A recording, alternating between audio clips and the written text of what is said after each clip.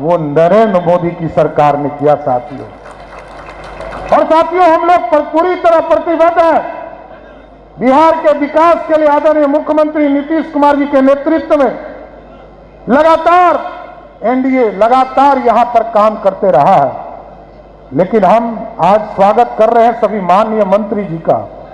अगले साल हमारा विधानसभा का चुनाव है और सभी लोग मिलकर, एनडीए के एक एक साथी मिलकर, चाहे वो भारतीय जनता पार्टी के कार्यकर्ता हो, जनता दल यूनाइटेड के कार्यकर्ता हो, हिंदुस्तानी अवाम मोर्चा के कार्यकर्ता हो या लोक जनशक्ति पार्टी के कार्यकर्ता हो, राष्ट्रीय लोक मोर्चा के कार्यकर्ता हो, सभी लोग ऐसा सामंजस्य बनाना है साथियों, जो 2010 का रिजल्ट था 206 सीट, उसको तोड़ते हुए 2025 को पार करना है साथियों। ये आग्रह करना चाहता हूं। और भारत सरकार में अभी हमारे 8 मंत्री बिहार से आदरणीय प्रधानमंत्री नरेंद्र मोदी के नेतृत्व में बने। हम इन लोगों से भी आग्रह करेंगे कि आप लोग अपने यहां एक सेल जरूर बना दीजिए। बिहार में आदरणीय नीतीश कुमार जी ने जो तय किया है पैरामीटर, जैसे पक्के मकान, मोदी सरकार का भी ऐलान है कि 3 करोड़ पक्के मकान इस देश में देने का काम इस देश के प्रधानमंत्री करेंगे। और बिहार के भी मुख्यमंत्री ने ऐलान कर दिया है कि 31 मार्च 2025 तक बिहार के जितने छूटे हुए गरीब हैं सबको पक्का मकान बिहार और दिल्ली की सरकार देने का काम करेगा साहब। इसलिए आप लोगों का सहयोग चाहिए। और भारत सरकार के जितने मंत्री हमारे यहां बैठे हैं और चिराग जी और रामनाथ ठाकुर जी भी आने वाले हैं, सभी लोगों से विशेष तौर पर आग्रह है, ये सामूहिक तौर पर बिहार का विकास करना है। और जितने बचे हुए कार्य हैं, एक्सप्रेसवे हो, हॉस्पिटल का काम हो, हॉस्पिटल प्रत्येक लोकसभा में बनाने की बात हो, कई काम तो आदरणीय नीतीश कुमार जी के नेतृत्व में हम लोगों ने आगे बढ़ाने का काम किया है। लेकिन इस देश को विकसित बनाना है। देश समृद्ध होगा तभी संभव होगा जब बिहार समृद्ध होगा, और बिहार तभी समृद्ध होगा जब एनडीए की सरकार फिर से स्थापित होगी साथियों। दूसरा विकास नहीं कर सकता। लोग कहते थे कि हमने ही रोजगार दिया। याद कीजिए, अभी लोकसभा का चुनाव चल रहा था, लोग कहते थे हमने ही रोजगार दिया। उनको ये पता ही नहीं है कि 2005 से लेकर 2020 तक नीतीश कुमार जी के नेतृत्व में आदरणीय सुशील को मोदी जी उस समय उप मुख्यमंत्री हुआ करते थे, लगभग 6.5 लाख लोगों को नौकरी देने का काम किया गया। और 2005 से लेकर 2022 तक में 25 तक में हम लोगों ने तय किया है कि 10 लाख सरकारी नौकरी देना है। लेकिन अभी नीतीश कुमार जी के साथ बैठक हुआ और नीतीश कुमार जी ने तय कर दिया है अब 10 लाख नौकरी नहीं, 12 लाख से अधिक सरकारी नौकरी देने का काम किया जाएगा। रोजगार देने का काम किया जाएगा साथियों।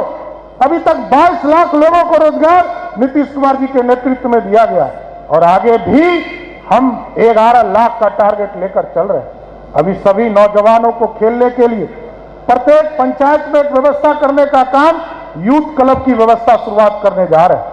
इसलिए साथियों, हम यही आग्रह करेंगे, निवेदन करेंगे, लोग भ्रम फैलाने का काम करेंगे।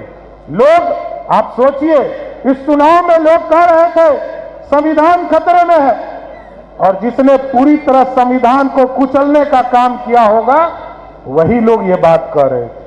कोई कहते थे आरक्षण खत्म कर दूंगा। भाजपा को 10 साल हो गए साथियों, एब्सोल्यूट मेजॉरिटी थी, कभी भाजपा ने सब दिन आरक्षण का समर्थन करने का काम किया। चाहे वो कर्पूरी ठाकुर जी की सरकार रही, तब भी भाजपा और जनसंघ जो है समर्थन करने का काम कर रही थी। 1989 में जब बीपी सिंह जी प्रधानमंत्री बने साथियों, तब भी कांग्रेस पार्टी आरक्षण का विरोध कर रही थी और भाजपा अपने 84 सांसद के साथ समर्थन कर रही थी। जब इस देश में लगा कि पिछड़ों को न्याय मिल गया, अति पिछड़ों को न्याय मिल गया, दलितों को न्याय मिल गया, आरक्षण मिल गया, तो मोदी जी की ही सरकार थी जिसने 10% स्वर्णों को भी आरक्षण देने का काम भाजपा की ही सरकार ने किया था। इसलिए ये देश है और इस देश में आप भुला जाइए, कोई बिना आरक्षण का नहीं है। एकदम कान खोल के सुन लीजिए, कोई भी व्यक्ति जिसका 8 लाख से कम आमदनी हो, किसी वर्ग का हो, पिछड़ा हो, अति पिछड़ा हो या स्वर्ण हो, वो सबको आरक्षण मिल रहा। लेकिन 8 लाख का आमदनी यदि आपको अधिक है, उसको आरक्षण नहीं मिलता है। दलितों में, आदिवासियों में सबको आरक्षण देने का काम किया। लेकिन आज साथियों, सभी हमारे भारत सरकार के केंद्रीय मंत्रियों का स्वागत हो रहा है और देश में नरेंद्र मोदी जी के नेतृत्व में और बिहार में नीतीश कुमार जी के नेतृत्व में मजबूती से सरकार चलाना है और बिहार के कल्याणकारी योजनाओं को गांव-गांव तक पहुंचाने का काम करना। इसलिए सभी लोगों से आग्रह करूंगा कि जोरदार स्वागत करते हुए सभी मंत्रियों का इतना ताली बजाइए कि सभी माननीय मंत्री बिहार के विकास के लिए काम पर लग जाए। साथियों, तो स्वागत है ना पूरी तरह। तो सभी लोगों को, सभी माननीय मंत्रियों का विशेष तौर पर स्वागत करते हुए और बिहार के विकास में अगले 1.5 साल हम लोगों को लग जाना है। हम एक एक कार्यकर्ताओं को टारगेट देना चाहते हैं कि आप लोग लग जाइए। किसी का पक्का मकान नहीं बना है, उसको चिन्हित कराना है। किसी को आयुष्मान भारत कार्ड नहीं मिला है, उसको चिन्हित कराना है। हमने युवा मोर्चा के साथियों को काम दिया है कि आप आयुष्मान भारत कार्ड से जोड़ने का काम कीजिए। और साथियों, नगर में भी और ग्रामीण में भी जो हमारे पक्के जो नाला बनने हैं, कहीं रोड बनने हैं, उसके लिए भी टारगेट हम लोगों ने किया है।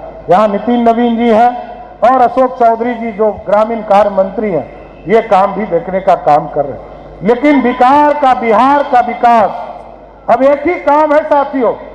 देश में मोदी जी इस देश को समृद्ध बनाने में लगे हैं और अब हमारा काम है, हम लोगों का काम है बिहार को समृद्धि के पीठ तक पहुंचाने का काम करना है। और जिस तरह एनडीए ने लड़ा है 1996 से लगातार, जो एनडीए का स्वरूप बना है, पूरे देश की स्थिति समझ लीजिए।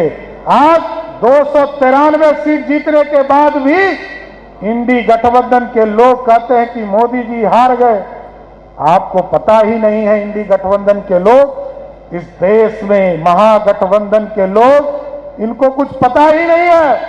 इस देश में मोदी जी के नेतृत्व में हम लोगों ने संकल्प लिया था कि हम एब्सोल्यूट गवर्नमेंट बनाने का काम करेंगे। और बिहार की जनता को मैं विशेष तौर पर धन्यवाद देता हूं कि 40 में 30 सीट जिताकर फिर से मोदी जी की सरकार बनाने का काम किया। इसलिए सभी कार्यकर्ताओं को अपनी बातों को विराम देते हुए और सबको धन्यवाद भी देता हूं कि झमाझम बारिश हो रहा है। किसान चिंतित थे, लगातार गर्मी झेल रहा था और अभी तो मंगल जी कृषि मंत्री यहां पर बैठे हैं और रामनाथ ठाकुर जी आने वाले। ये लोग ज्यादा चिंतित थे कि बिहार में कहीं सुखाड़ नहीं हो। अब झमाझम बारिश हुआ है तो किसानों के चेहरे पर भी खुशहाली आ जाएगी।